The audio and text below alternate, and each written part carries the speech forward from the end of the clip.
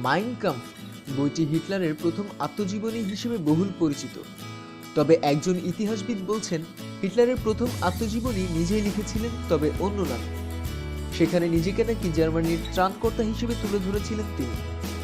1923 সালে Adolf Hitler তার জীবন এবং কথা বইটি প্রথম প্রকাশিত হয়। বইটিতে ভিক্টর ফন কোয়েরবের নামটি স্বাক্ষরিত ছিল, যদিও হিটলার নিজেই ছিলেন এই বইয়ের লেখক। এমনটাই বলছেন ইতিহাসবিদ টমাস ভেবের। স্কটল্যান্ডের আবারডিন বিশ্ববিদ্যালয়ের এই অধ্যাপক দাবি করছেন তিনি এমন কিছু তথ্য উপাত্ত পেয়েছেন যার ফলে এ বিষয়ে তিনি মোটামুটি নিশ্চিত। 6 অক্টোবর বিশ্ববিদ্যালয়ের ওয়েবসাইটে তিনি বিষয়টি জানান। মাইন কাম্ফ প্রকাশিত হয়েছিল 1925 থেকে 26-এর মাঝামাঝি সময়। বইটিকে হিটলারের প্রথম আত্মজীবনী বলে উল্লেখ করা হয়ে থাকে।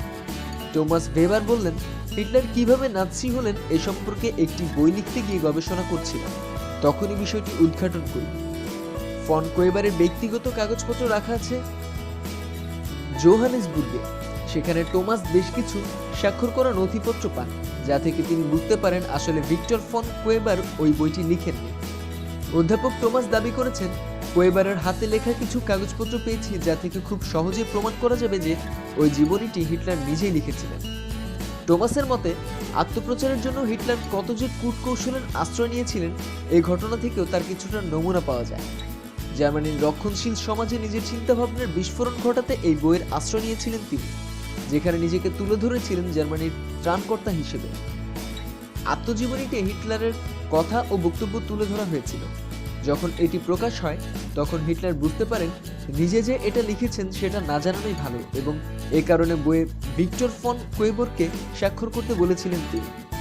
তবে অধ্যাপক টমাস যেসব তথ্যউপাত্ত পেয়েছেন তা এখনই সাংবাদিকদের কাছে প্রকাশ করতে চাননি, কেননা নভেম্বরে ডাচ ভাষায় তিনি হিটলারকে নিয়ে যে বইটি প্রকাশ করতে চলেছেন তাতেই থাকবে সব তথ্য। বইটির নাম হিটলার্স মেটামরফস। আগামী বছর যুক্তরাজ্য ও যুক্তরাষ্ট্রে ইংরেজি ভাষায় প্রকাশিত হবে বইটি। এ সংক্রান্ত আরও বিস্তারিত তথ্যের জন্য সাবস্ক্রাইব করুন। ধন্যবাদ।